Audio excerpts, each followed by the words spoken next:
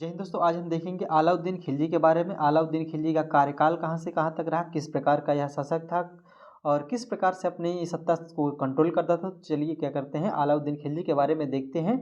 तो अलाउद्दीन खिलजी की अगर शासनकाल की बात की जाए तो यहाँ से प्रश्न पहला बनेगा, अलाउद्दीन खिलजी का कार्यकाल कहाँ से कहाँ तक रहा है। तो 1296 से 1316 ईस्वी तक क्या था, इसका कार्यकाल था। ठीक, अब आइए देखते हैं अलाउद्दीन खिलजी के बारे में। तो अलाउद्दीन खिलजी की 4 पत्नियां थी। कितनी पत्नियां थी? 4 पत्नियां थी। पहली पत्नी का नाम जो है क्या था? पहली पत्नी का नाम मलिका ए जहां था। पहली पत्नी का नाम क्या था? मलिका ए जहां। तो मलिका ए जहां किसकी पुत्री थी? तो आपका प्रश्न हो जाएगा कि मलिका ए जहां जो है ये किसकी पुत्री थी? तो जलालुद्दीन फिरोज यानी जलालुद्दीन खिलजी की क्या थी? यह पुत्री थी। तो मलिका ए जहां से इसने क्या किया था? शादी किया था। मलिका ए जहां से इसने क्या किया था? शादी किया था। तो इसकी पहली पत्नी हो जाती मलिका ए जहां। यह किसकी पुत्री थी? तो जलालुद्दीन खिलजी की क्या थी? यह पुत्री थी। दूसरा इसने किससे विवाह किया था? दूसरा इसने पद्मावती से क्या किया था? विवाह किया था। पद्मावती की आपने क्या ये देखा होगा, पद्मावती की क्या देखा होगा आपने?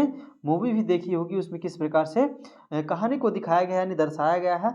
और जो तीसरी पत्नी पत्नी थी यह कहाँ की थी? तो तीसरी पत्नी जो कमला देवी थी, कमलावत देवी थी, यानी कमला जो देवी थी वह कहाँ की थी? तो यह रणथंभौर के राजा कर्णदेव की जो पत्नी थी उससे जबरदस्ती क्या करता है, ये शादी करता है। और जो एक पत्नी थी जिससे विवाह करता था, ये पत्नी और थी जिसका नाम चिमन्ना था। चिमन्ना नाम था। ठीक, चिमन्ना से ही क्या होता है कि जब आगे चलता है तो इसका एक प्रिय मित्र होता है कि इसका अलाउद्दीन खिलजी का, उसी चिमन्ना से और मसूद शाह से क्या होता है, इन दोनों का प्रेम संबंध हो जाता है। और उसी प्रेम संबंध के बीच में क्या होता है, अलाउद्दीन खिलजी को जानकारी मिलती है और वहाँ से क्या होता है कि मसूद शाह क्या होता है, भाग जाता है। और यहाँ से भाग कर जाता है कहाँ पर? तो जाता है रणथंभौर में, राजा कर्णदेव के यहाँ अपना शरण लेता है। कहता है रणथंभौर के राजा, मैं आपके शरणागत आया हूँ, मेरी रक्षा कर। तो वहाँ के राजपूत जो थे वो कौन थे? तो राजा कर्णदेव थे। राजा कर्णदेव ने कहा कि अगर तो हमारे शरण में आया तो इसकी रक्षा करना हमारा दायित्व है। वहीं से क्या होता है, वहाँ पर शरण लेता है। जैसे ही पता चलता है किसको? जैसे ही पता चलता है अलाउद्दीन खिलजी को जैसे ही पता चलता है कि जो है मसूद शाह कहाँ पर शरण लिया है, तो मसूद शाह शरण लिया है रणथंभौर के राजा कर्णदेव के यहाँ। जाता है, वहाँ चढ़ाई करता है, सेना लेकर जाता है और युद्ध का ऐलान करता है और सारी सेनाओं को लेकर जाता है और कहता है कि कर्णदेव, यदि मेरे दुश्मन को दे दो, यदि मेरे दुश्मन को क्या करो तुम दे दो, तो मैं यह युद्ध नहीं करूँगी, यह युद्ध मैं क्या करूँगा, टाल दूंगा। और जैसे ही यह करता है घोषणा, वैसे ही क्या करता है, कर्णदेव आते हैं और कहते हैं अलाउद्दीन खिलजी, ऐसा नहीं हो सकता है, ऐसा नहीं हो सकता है। हम राजपूत हैं, अपनी अगर जवान दे दिए हैं तो दे दिए हैं। अब यदि अगर जो है आपको मसूद शाह को लेना ही है तो हमसे युद्ध करके ही आपको प्राप्ति करना होगा। और वहाँ पर क्या होता है, पूरी भीषण तरीके से युद्ध होता है। और उस युद्ध में क्या होते हैं, राजा कर्णदेव जो है मारे जाते हैं। राजा कर्णदेव मारे जाने के बाद क्या होता है, उनकी पत्नियों को क्या कहा जाता है, वहाँ से ले आता है और क्या करता है, उनसे शादी कर लेता है। और क्या करता है, वहाँ की जो भी स्त्रियां थी उनको क्या करता है, वहाँ पर अपने जो है सैनिकों को, या कह सकते हैं अपने शासकों, उनके जो शासक थे उनसे क्या करता है, कहता है कि अपना अपना चुन लो, उनसे क्या कर लो, शादी कर लो। इस प्रकार से इसकी क्रूरता बर्बर थी, अपने शासनकाल में चरम सीमा पर थी। अब आइए देखते हैं किस प्रकार से अलाउद्दीन खिलजी ने क्या किया था, आगे सत्ता संभाली यानी कंट्रोल किया था।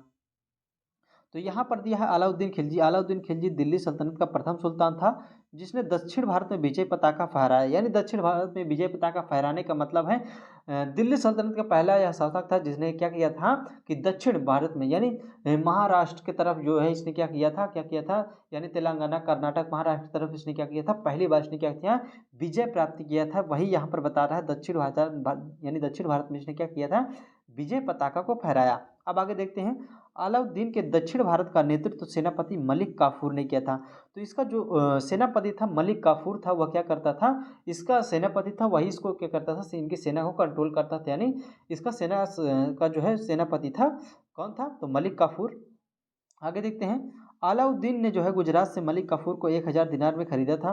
तो मलिक काफूर क्या करता है, मलिक काफूर जो है पहले किसके अधीन रहा करता था, तो मलिक काफूर सबसे पहले रणथंभौर के राजा कर्णदेव, जिसको जो है इसने कर्णदेव को जो हराया था, तो उसी से क्या किया था, इसको 1000 दिनार में क्या किया था, अलाउद्दीन ने क्या किया था, कर्णदेव से जो है 1000 दिनार में खरीदा था, जिसको जो है 1000 दिनारा भी कहा जाता है। और यह क्या था, एक हिजड़ा था। अब आगे देखते हैं क्या दिया है, यह एक हिजड़ा था, इसलिए इसे मलिक काफूर को जो है 1000 दिनारा भी कहा जाता है। 1000 दिनार में खरीदने के कारण इसे 1000 दिनारा भी कहा जाता है। किसको, तो मलिक काफूर को। मलिक काफूर इतना जो है क्रूर और बर्बर था, इसको महिलाओं से कुछ लेना देना था, जिधर भी जाता था ये क्या करता था, अपने तलवार के दम पर क्या करता था, विजिट करता, और जो है जिस तरफ यानी 2-4 गांव जिस तरफ निकलता था, 2-4 गांव पहले ही जिसको पता चलता था वह अपने घर को छोड़कर भाग जाते थे, और बूढ़े बच्चों सबको जो है छोड़ छोड़ कर भाग जाते थे, कहते थे कि मलिक काफूर आ रहा। ऐसी इस समय उसकी क्या कहते दहशत थी, यह जो है बहुत उस समय दहशत फैला के रखता था, जिधर भी निकलता था मार पीट कूट कर क्या करता था, मतलब वहाँ पर लूटता था। और जो है बूढ़े बुजुर्ग यानी महिला कुछ नहीं देखता, किसी को भी कोई जो है छूट रियायत नहीं देता था, जिसको भी देखता था उसको क्या कर देता था, मार कर वहाँ पर लूटता था, लूटपाट मचाता था। यह उसकी क्रूरता और ज़्यादा जो है हो गई थी जब इसकी सराहना कौन करते थे, जलालुद्दीन फिरोज शाह खिलजी करते थे। अब आइए दोस्तों आगे देखते हैं,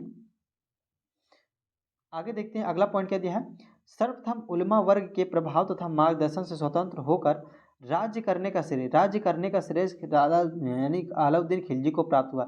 यानी कहने का मतलब है कि ये क्या थे, इनका कहने का मतलब है कि धर्म और क्या है, पॉलिटिक्स अलग है, धर्म और पॉलिटिक्स अलग है, पॉलिटिक्स क्या है, धर्म और पॉलिटिक्स क्या है, अलग अलग है।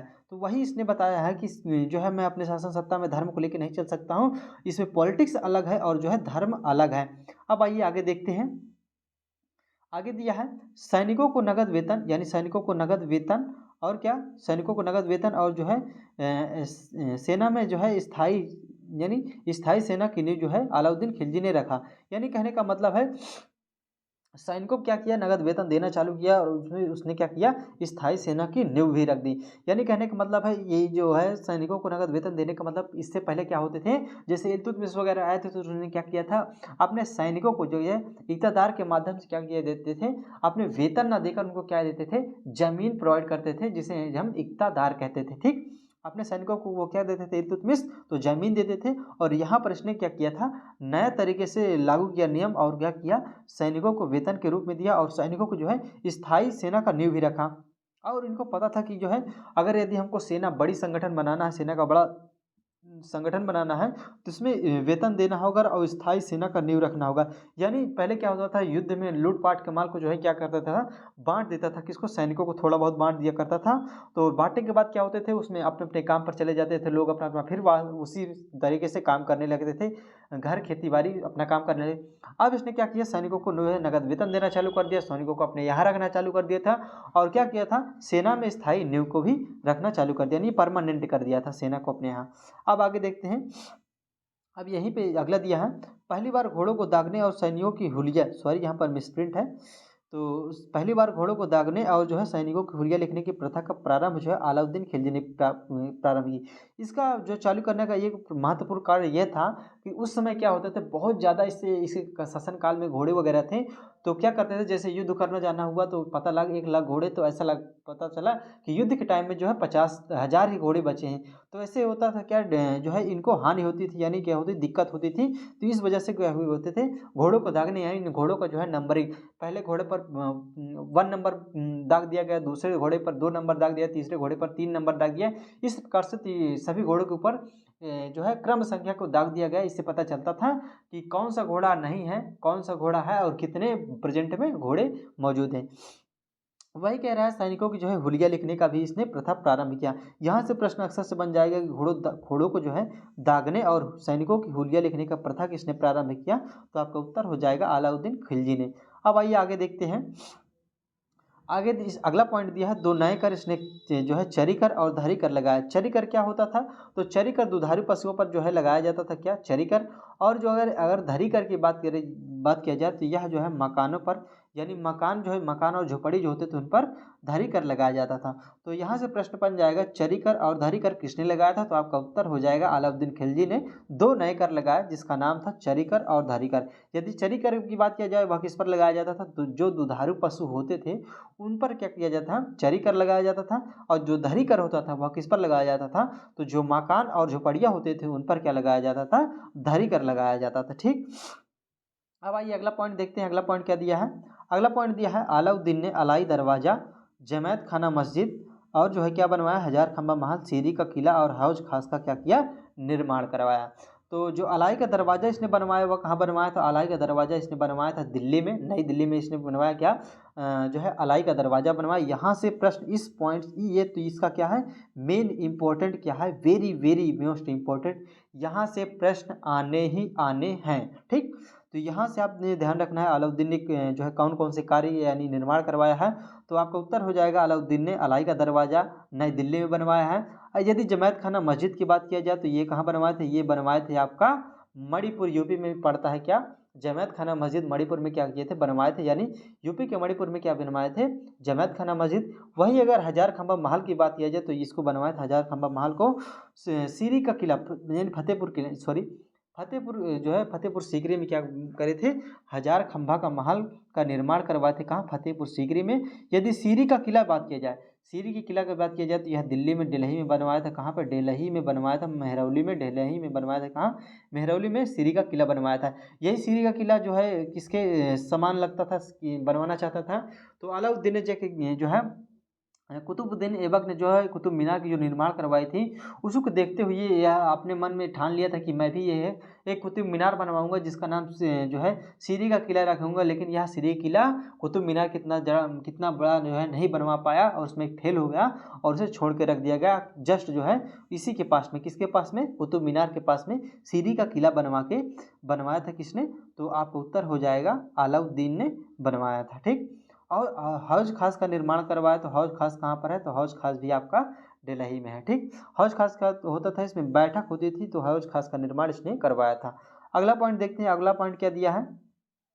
अगला पॉइंट दिया है अलाउद्दीन खिलजी को द्वितीय सिकंदर कहा जाता है। इसने जो है बाजार नियंत्रण प्रणाली की शुरुआत की, इसने ही बाजार नियंत्रण प्रणाली की शुरुआत की, यानी अलाउद्दीन खिलजी को क्या किया जाता है? द्वितीय सिकंदर कहा जाता है। आपने समझ सकते हैं द्वितीय सिकंदर क्यों कहा जाता है। यह जो क्या करता था, जो ठान लेता था उसको करता था और निश्चित रूप से जो है 100% में 100% करता था। जिस प्रकार से अलेक्जेंडर यानी कह सकते हैं सिकंदर जिस प्रकार से क्रूर था और जो है जिस चीज़ को वो ठान लेता था वो करता था, या चाहे मार पीट उसे जो है सही रास्ते से या बुरी रास्ते से लाना हो उसे वह हासिल करता था। उसी प्रकार क्या करता था अलाउद्दीन भी अपनी क्रूरता जो है हद पार करता चला जाता था। ठीक, और आगे दिया क्या? इसने बाजार नियंत्रण जो है क्या किया? शुरुआत किया, यानी क्या हुआ था बाजार नियंत्रण प्रणाली की इसने ये इस प्रकार से शुरुआत किया कि जैसे क्या होता था कि जैसे कोई सामान बेच रहा है मार्केट में, क्या होता था उसके सामने जो है उसका रेट लिख के लटका दिया जाता था और क्या कर दिया जाता था कि जो है जैसे 1 किलो क्या है 1 किलो कोई व्यक्ति खरीद रहा है तो उससे क्या हो 1 किलो जो है सही दाम पर भी मिलना चाहिए, सही दाम होना चाहिए और क्या होना चाहिए, और सही दाम के साथ साथ क्या होना चाहिए, सही मात्रा भी क्या होनी चाहिए, मिलना चाहिए। यदि नहीं मिलता था तो उसको क्या करता था अलाउद्दीन खिलजी को उस जो है व्यापारी को बुलाता था और उससे जो है जितना ग्राम क्या होता था कम होता था उससे क्या होता उसके शरीर से क्या होता था मांस काट के निकाल लेता था। कभी कभी क्या करता था यह क्या करता था अपने साम्राज्य से बाहर जाता था मार्केट में और क्या करता था चेक करता था कि व्यापारी सही रूप से काम कर रहे हैं या नहीं। क्या करता था व्यापारियों को चेक करने के लिए सामान लेने जाता था और सामान लेने के बाद जिस व्यापारी से जितना सामान लेता था उसका लिखवा कर अपने पास एक पर्ची रखता था और उस पर्ची को ले आकर क्या करता था अपने महल में क्या करता था खुद वजन करवाता था। और जैसे ही पता चलता था कि इस व्यापारी ने इतना कम दिया है या सही रेट नहीं लगाया था तो उस व्यापारी के पास जाता था और क्या करता था उससे मांस उतना ही ग्राम, यदि कम दिया है तो उससे उतना मांस जो है काट के उतना ग्राम निकाल लेता था। इस वजह से जो है कभी भी व्यापारी जो है इस प्रकार की गलती नहीं करते थे जो है सामान में जो है कमी हो। अक्सर से क्या करते थे कि जो है 150 ग्राम क्या करते थे अपने सामान में बढ़ोतरी करके ही देते थे, जिससे क्या हो अलाउद्दीन को पता न चले, नहीं तो क्या हो जाएगी अनर्थ हो जाएगा। तो दोस्तों आगे देखते हैं, अब आगे देखते हैं किसके बारे में, तो मुबारक खिलजी। यह इतना बेकार घटिया शासक था, इसके बारे में पढ़ाना उतना अच्छा नहीं है, फिर भी जब ये इतिहास का टॉपिक है तो थोड़ा सा यहाँ पर चर्चा करेंगे।